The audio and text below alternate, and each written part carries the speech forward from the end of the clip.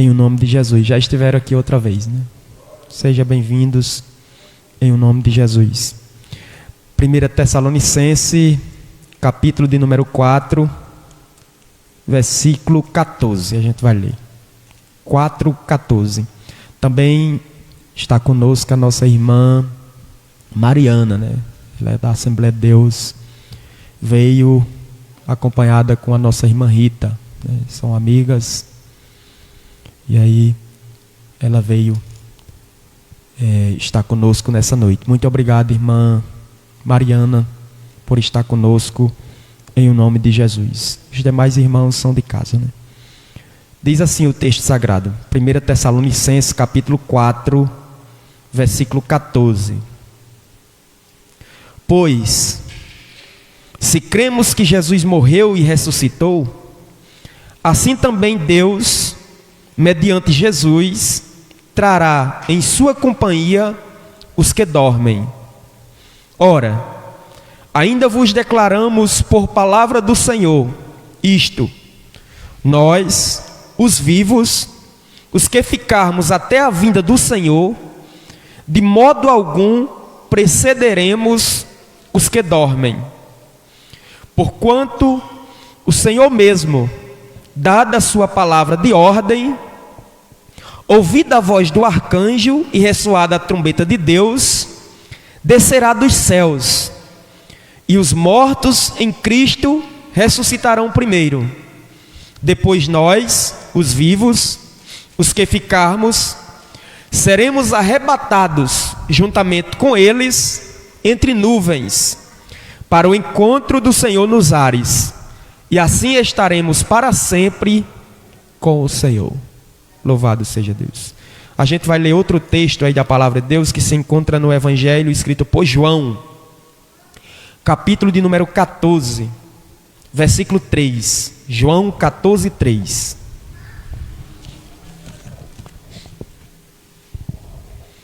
Louvado seja Deus. João capítulo 14, versículo 3 diz assim: e quando eu for e vos preparar lugar, voltarei e vos receberei para mim mesmo, para que onde eu estou, estejais vós também. Estas foram palavras de Jesus. Nessa noite, meus irmãos, eu quero falar com vocês sobre a segunda vinda de Cristo. Cristo, ele virá outra vez. Ele já veio uma vez aqui nessa terra. Ele morreu, passou por todo aquele processo, foi crucificado, ele foi morto, foi sepultado, e ao terceiro dia ressuscitou. E aí no capítulo 1 de Atos dos Apóstolos, mostra a ascensão de Cristo aos céus. Ele volta para os céus. E dois varões de branco, quando aparece naquele momento, ele diz: olha, o que vocês estão olhando? Eles disseram para o povo, e disseram: esse mesmo Jesus a qual vocês estão vendo subindo, ele virá outra vez. Louvado seja Deus. Nesse capítulo 14 de João, foi o próprio Jesus que disse, não foi A nem B, foi Jesus. Ele disse: e quando eu for e vos preparar lugar, voltarei e vos receberei para mim mesmo, para que onde eu estou, estejais vós também. Onde é que Jesus está agora? No céu. Então, ele está prometendo nessa palavra que ele vai vir outra vez para nos levar para junto dele, para que onde ele estiver, nós estejamos também. Então, meus irmãos, o céu é uma promessa de todos os crentes. O céu está prometido para você. E não foi nada mais e nada menos do que o próprio Jesus que nos prometeu. Não foi um anjo, não foi um arcanjo, um querubim, não. Foi o próprio Jesus que nos prometeu em vir nos buscar. E eu quero falar sobre esse tema, meus irmãos, porque ele é muito importante para nossas vidas. Ele nos dá esperança. É Ele que nos faz vir aqui uma noite como esta para buscar a presença de Deus. Pois, meus irmãos, a gente está vivendo dias de apostasia. O que é isso, apostasia? É abandono da fé, apostasia. Nós estamos vivendo esses dias. Pessoas que abandonam a fé por qualquer coisa que acontece. Pessoas que vivem na liberalidade, que pode fazer o que quiser, o que pensar, que faz o que quer, que não obedece a ninguém, que não obedece nem a Deus, nem muito menos aos homens, nem muito menos a Deus, não obedece a ninguém. Onde a concupiscência da carne, a soberba da vida, como diz a palavra, infelizmente é quem predomina os corações dos seres humanos. E falar da segunda vinda de Cristo, meus irmãos, seria como tocar nas feridas daqueles que são intocáveis. E às vezes até dentro da igreja tem pessoas que se acham intocáveis dentro da igreja. É como diz aquele ditado, se acha a última bolacha do pacote, né? E não é. Então, tem pessoas que não gostam de ouvir sobre esse assunto. Por quê? Porque, meus irmãos, falar sobre a segunda vinda de Jesus implica em viver uma vida de santidade, em viver uma vida separada exclusivamente para Ele, para o serviço dEle, para a obra dEle, voltado para a palavra dEle. Porque necessita abandonar o pecado e viver em santidade.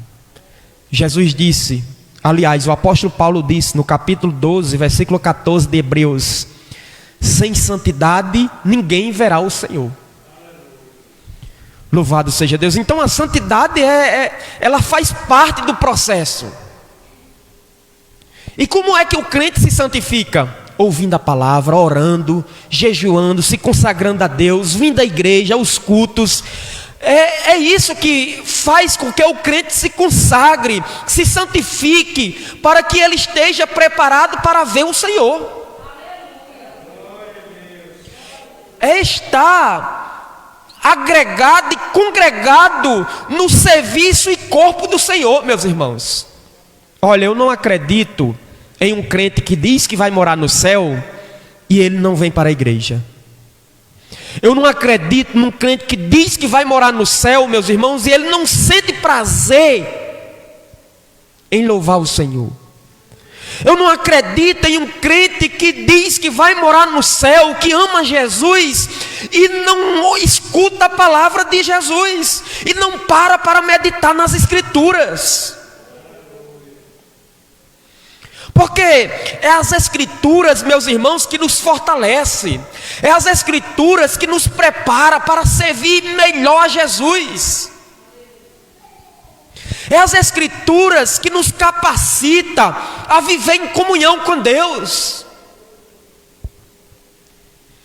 É igual quando você compra um eletrodoméstico ou um aparelho de celular, enfim, qualquer coisa que necessita que você não sabe mexer e necessita você ir lá no manual. Lá em casa, a Aline ganhou, faz uns 6 a 7 anos, ela ganhou uma máquina de lavar da mãe dela, e a bicha é toda digital.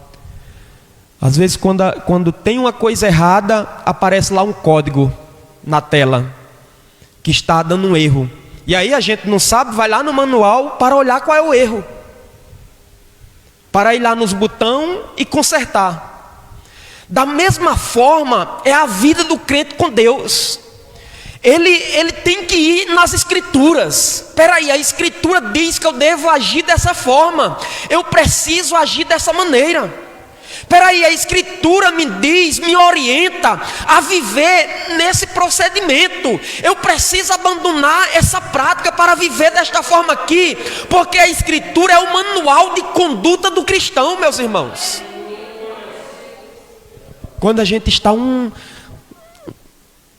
passinho fora do caminho, aí a gente diz, espera aí, a gente tem o Espírito Santo dentro de nós, o Espírito Santo nos ajuda nas nossas fraquezas, aí ele nos acusa logo, olha, você pisou em falso, meu amigo.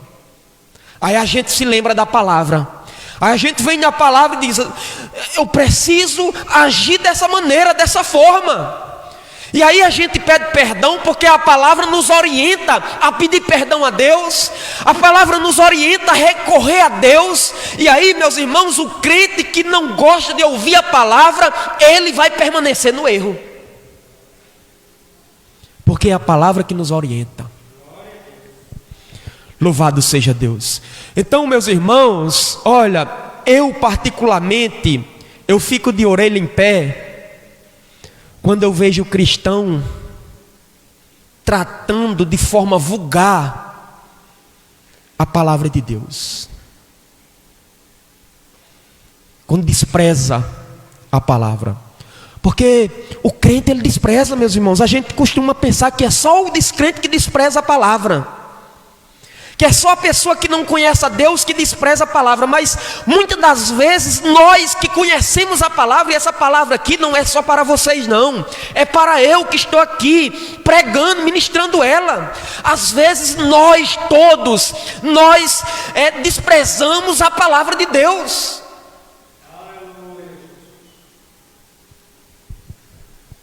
Nós rebaixamos a palavra do Senhor.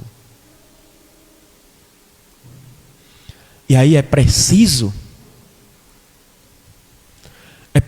a gente estar atento quanto a essas coisas. A gente costuma a dizer, não, mas nós estamos vivendo o período da graça. É como se na graça a gente pudesse fazer tudo. E não é, meus irmãos. A graça ela é mais rígida do que a lei, por incrível que pareça. A lei era olho por olho, dente por dente. A graça não, é se seu irmão pecar 70 vezes 7, você tem que perdoar 70 vezes 7. Se o seu irmão chamar você para andar uma milha, a graça diz, você precisa andar 2.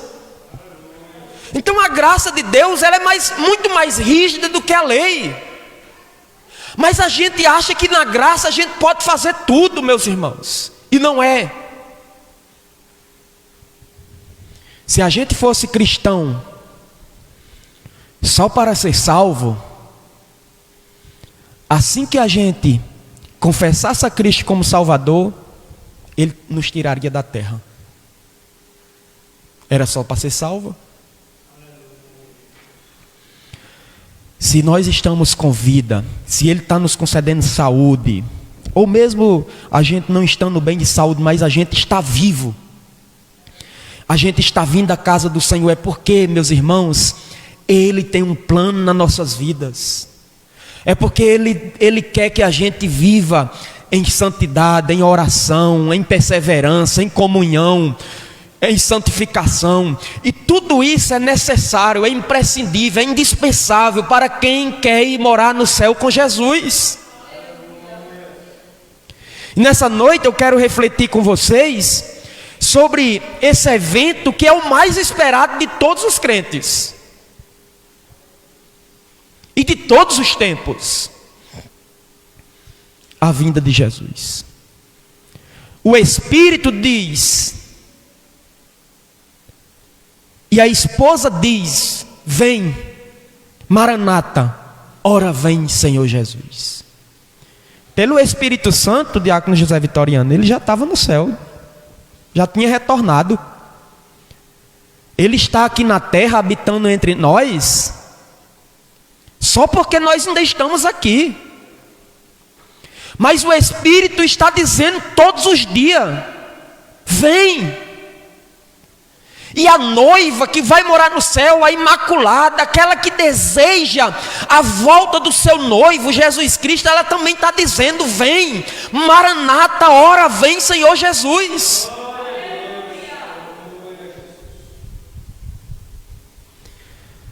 E aí, meus irmãos, existem 3 correntes teológicas a respeito da volta de Jesus. A primeira, a pré-tribulacionista. O que é isto? Pré-tribulacionista é a crença que Jesus voltará antes da tribulação, porque existirá em um futuro próximo um período de grande tribulação. Será 7 anos de grande tribulação sobre essa terra. E aí, meus irmãos, a visão pré-tribulacionista crê que Jesus voltará para arrebatar, para levar, tirar a igreja aqui da terra antes que essa grande tribulação chegue e aconteça. Existe outra corrente que é a mesotribulacionista, que acredita que a igreja irá passar 3 anos e meio da tribulação, e no meio da tribulação, da grande tribulação, Jesus Cristo vem para arrebatar a sua igreja. E existe a pós-tribulacionista, que eles acreditam que a volta de Jesus ocorrerá no fim da tribulação, que a igreja vai passar por todo o período da tribulação. Eu quero tomar por base nessa noite essa primeira corrente, que é a que eu acredito, que a igreja acredita, e é a que tem mais fundamento bíblico, a pré-tribulacionista. A igreja não passará pela grande tribulação. E tomando por base esta visão, eu quero destacar 2 textos para a nossa meditação. Primeiro, a igreja não é designada à ira. A 1 Tessalonicenses capítulo 1, versículo 9 e 10, a gente vai ler aí. 1 Tessalonicenses capítulo 1, versículo 9 e 10. A igreja não está designada à ira. Diz assim o texto, o 9 e o 10. Pois eles mesmos, no tocante a nós, proclama que repercussão teve o nosso ingresso no vosso meio, e como deixando os ídolos, vos convertestes a Deus, para servirdes o Deus vivo e verdadeiro, e para guardardes dos céus o seu Filho, a quem ele ressuscitou dentre os mortos, Jesus, que nos livrará da ira vindoura. O outro texto, então a igreja não está designada à ira. O outro texto que eu quero deixar aqui é em Apocalipse capítulo 3, versículo 10. A igreja de Filadélfia, ou em Filadélfia, recebeu a promessa de ser guardada da hora da provação que há de vir sobre todo o mundo. Apocalipse 3:10. Então, a igreja não passará por esse período de grande tribulação. Nesse período de grande tribulação, meus irmãos, que será de 7 anos, a terra estará sendo governada por uma trindade satânica: o anticristo, a besta e o falso profeta. Eles irão governar o mundo, vão implantar um sistema de governo único, universal. Eles governarão o mundo. E aí, nesse período de grande tribulação, eles vão, os 3 anos e meio, os últimos 3 anos e meio, eles vão governar com braço de ferro. E aí, quem subiu com Cristo, estará passando por esse momento. E aí a graça, a porta da graça já estará fechada nesse período. Hoje a gente é salvo pela graça, um favor imerecido de Deus. nesse período de grande tribulação, a porta da graça estará fechada. A igreja estará nas bodas do Cordeiro com Cristo, em uma festa de casamento. Enquanto que os ímpios, o povo de Israel que rejeitou a Deus, aqueles que desobedecem a Deus, estarão passando por essa tormenta. É por isso que nós pregamos e alertamos a igreja. O próprio Jesus disse: vigiai, orai, estais atentos, estais percebidos, porque vocês não sabem o dia nem a hora em que o Filho do Homem virá.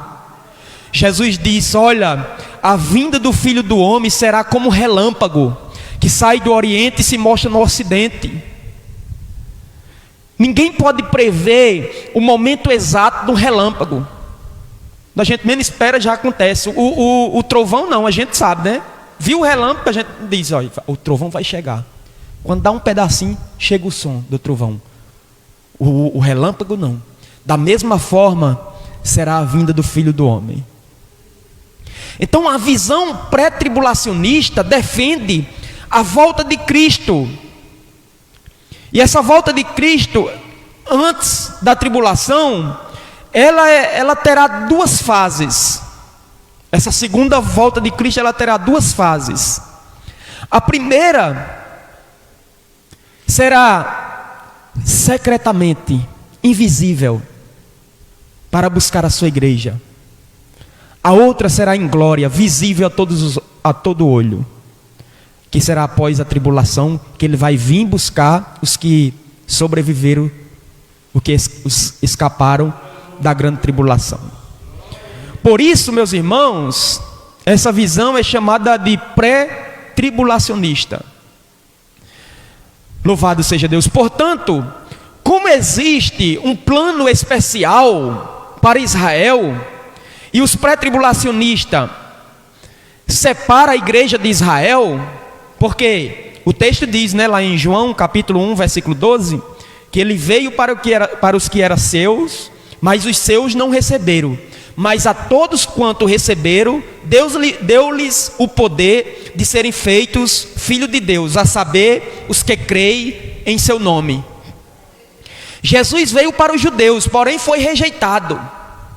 Os judeus, eles ainda estão esperando a vinda do Messias, de Jesus. Porque os judeus, eles imaginavam que Jesus vinha para governar esse mundo, para se sentar no trono e ser um governador. E aí, quando eles viram Jesus nascer numa manjedoura, um homem simples, eles disseram: não, esse daí não é o Messias não. E aí eles rejeitaram a Jesus. Até hoje, eles estão esperando o Messias. Na grande tribulação é que eles vão perceber: vixe, nós estamos na grande tribulação, o Messias já veio. Realmente Jesus, o Cristo, o que morreu na cruz, era o Messias. Aí vão começar a acreditar nele. Irão passar por esse período de grande tribulação. Nesse contexto de Israel ter rejeitado o Messias, surge a igreja, nós, os gentios, nós somos uma espécie de filhos adotados. Quem era para ser rejeitou, aí Jesus disse: não, pois todos que creem, eu vou dar o poder de se tornarem filhos de Deus, a saber, os que creem no seu nome. Louvado seja Deus. Na história, aí nesse caso, a igreja seria tirada da terra antes da grande tribulação. Porque, de certa forma, a igreja não tem nada a ver com grande tribulação. A grande tribulação será um período de, vamos dizer, um período em que Deus vai colocar Israel nos eixos. Vai tratar. Na verdade, é essa palavra que eu estava procurando. É um período que Deus vai tratar com Israel. A grande tribulação. Eles serão tratados. Irão. Que realmente Jesus era o Messias. Essa grande tribulação será um período onde a ira de Deus será derramada sobre os ímpios. que ficaram na terra, e também um momento específico no tratamento de Deus com Israel. Como existe essa distinção, igreja, Israel, a igreja não tem nada a ver com o tratamento de Deus a respeito de Israel. Por isso, ela será tirada da terra. Um detalhe bem curioso, meus irmãos, é que a palavra igreja, após o capítulo 3 de Apocalipse, ela não é empregada mais. Ela só vai aparecer novamente no final do livro de Apocalipse. Ou seja, é como se nesse intervalo do começo ao fim, é o período em que Deus está tratando com Israel. Novamente, ela só aparece novamente no final do livro. E dentro desta linha de raciocínio, de interpretação, durante o período de grande tribulação, a igreja estará no céu participando das bodas do Cordeiro. Eu falei na palavra inicial que era a boda do Cordeiro. As bodas do Cordeiro é uma festa de casamento com Cristo. A igreja estará na festa de casamento com Cristo. A igreja se casou com Cristo. Casar, se unir.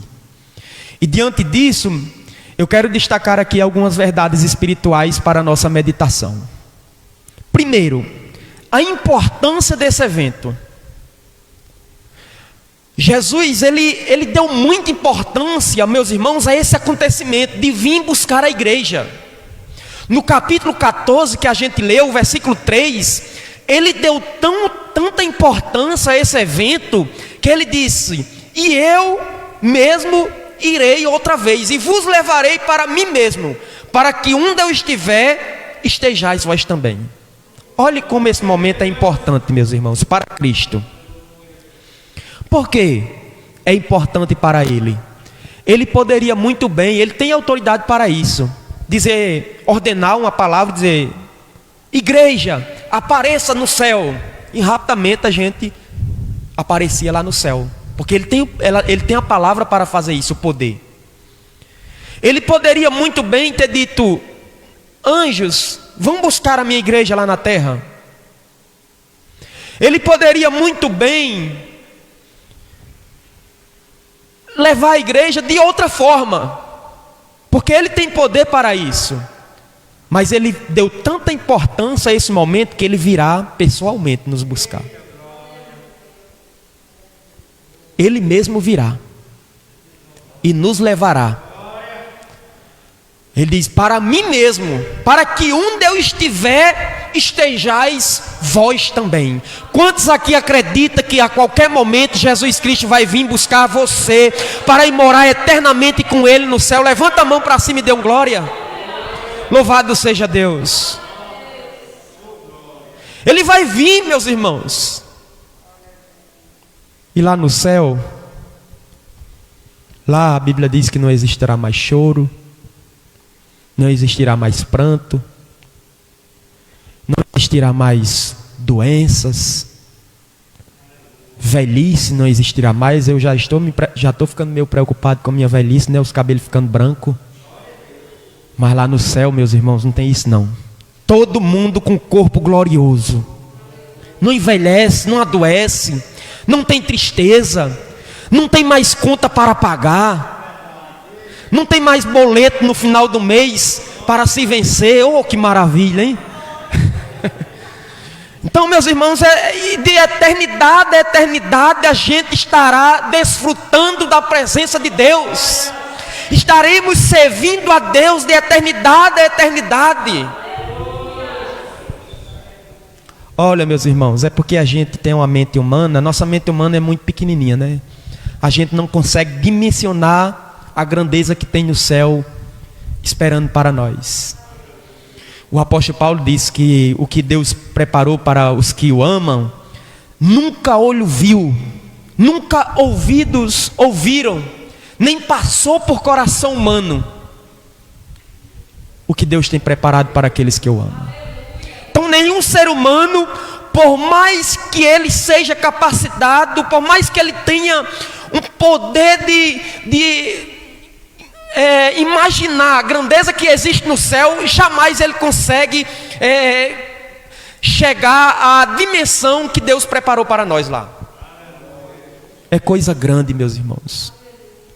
João, ele teve só uma visão. Porque visão, o que é uma visão? A visão é uma imagem daquilo que aparenta ser. Quando você se olha no espelho, você tem uma visão sua. Não é você, é uma visão sua. Então, ele teve só uma visão do céu e ele ficou maravilhado. Ele ainda conseguiu detectar que no céu as ruas são de ouro. Ele conseguiu perceber que os muros são de cristais, que existe um rio da vida, não tem mais morte lá, meus irmãos. Ele conseguiu entender, ver que no céu não existe mais escuridão.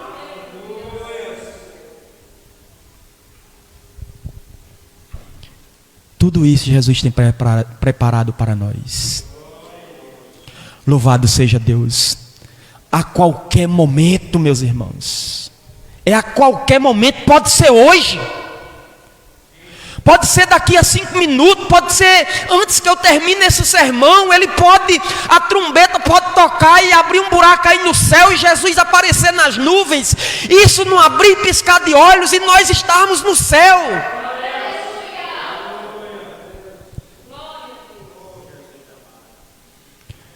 Esse acontecimento é um fato iminente. O que é algo iminente? Imediato, próximo, que está próximo a acontecer. É iminente. Louvado seja Deus. É a qualquer momento. A qualquer momento a trombeta de Deus soará, tocará. A Bíblia diz que Jesus aparecerá nas nuvens.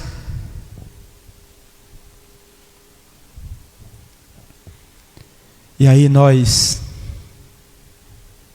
decolaremos para deixar de uma vez para sempre esse mundo corruptível. Louvado seja Deus. Olha, meus irmãos, a vinda de Jesus, além de ser iminente, pode acontecer a qualquer momento, ela é invisível.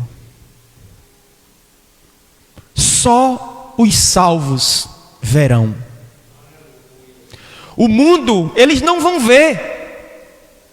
Aqueles que estão fora da palavra não vai perceber. Aqueles que estão vivendo uma vida desenfreada, desatento quanto às coisas espirituais, ficarão de fora.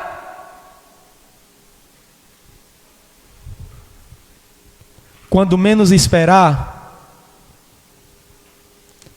vão perceber o caos no mundo. Imagina aí, algo bem rápido. Existem pilotos de avião que são crentes. De repente o piloto está pilotando lá o avião, Jesus Cristo vem, o avião desgovernado vai cair, carros, vai acontecer uma catástrofe na terra. As pessoas, como diz o hino aí, as pessoas vão ver os noticiários na televisão, na internet, está acontecendo acidentes em vários cantos e sumiu um povo. O marido que é crente subirá, a esposa que ficou desviada vai ficar, ou vice-versa. E aí, meus irmãos, quem ficou, que conhece a palavra, vai dizer: isso foi Jesus que voltou. O diácono José Vitoriano, ele era crente e ele desapareceu. O José Pedro, ele era crente, ele desapareceu. A Rita Bezerra, ela era crente, ela desapareceu. Irmã A, irmã B, era crente e desapareceu. Eu estou percebendo que foram os crentes que se sumiram. Jesus voltou.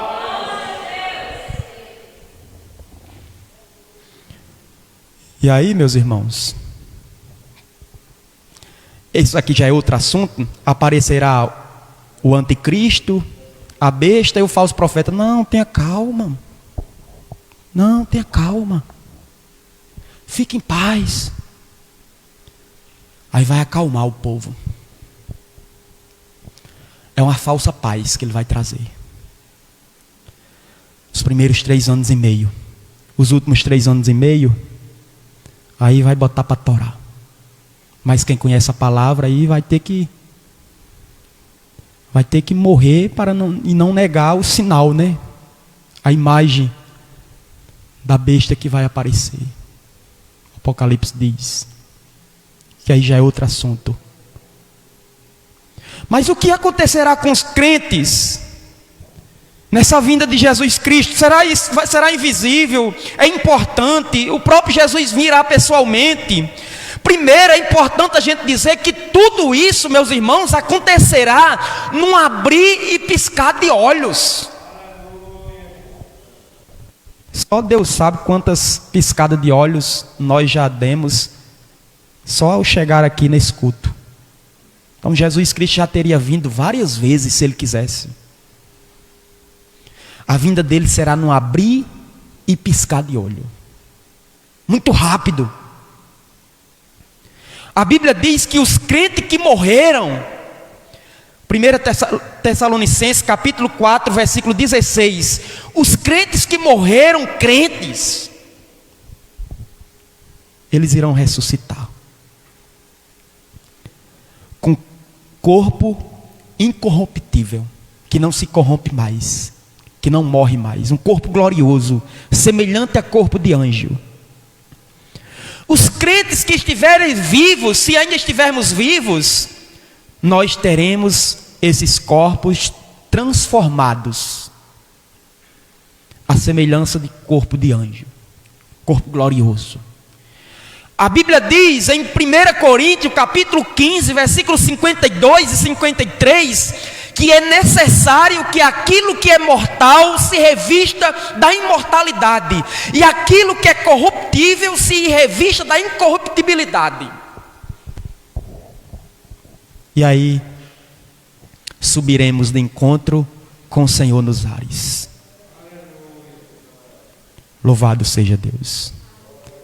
Enquanto aqui na terra estará acontecendo a grande tribulação, período de 7 anos, no céu estará acontecendo uma festa. Imagina aí uma mesa grande, com todos os salvos assentados nessa grande mesa, nessa grande ceia, e o próprio Jesus Cristo nos servindo. Louvado seja Deus. É isso que Jesus Cristo tem preparado para você, meu irmão, minha irmã. Então, olha, lá no céu você vai dizer: valeu a pena padecer, valeu a pena sofrer, valeu a pena muitas das vezes ser desprezado pelo mundo, ser tido como ultrapassado, como pessoas retrógradas, mas hoje estamos aqui no céu junto de Deus, de Jesus Cristo. Valeu a pena.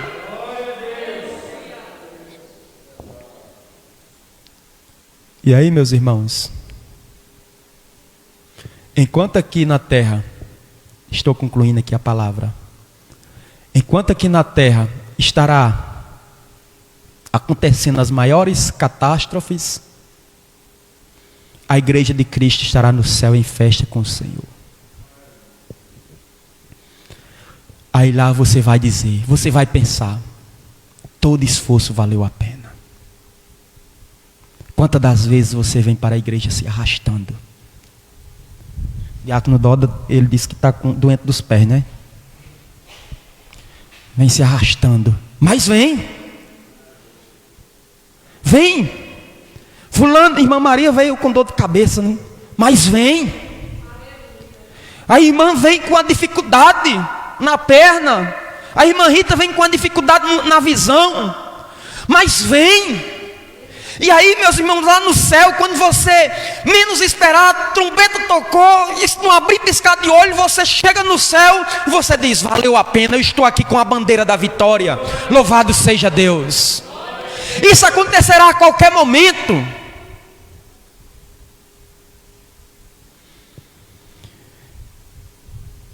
já depois das bodas do Cordeiro, que será de 7 anos, né?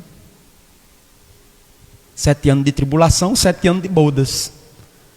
Jesus Cristo regressará com os salvos, com os santos. Apocalipse capítulo 1, versículo 7. Diz que todo olho verá. Louvado seja Deus. Na primeira fase, foi invisível, só os salvos viram. Na segunda, todo olho verá. Ele virá para julgar. Julgar a trindade satânica, estabelecer o seu reino.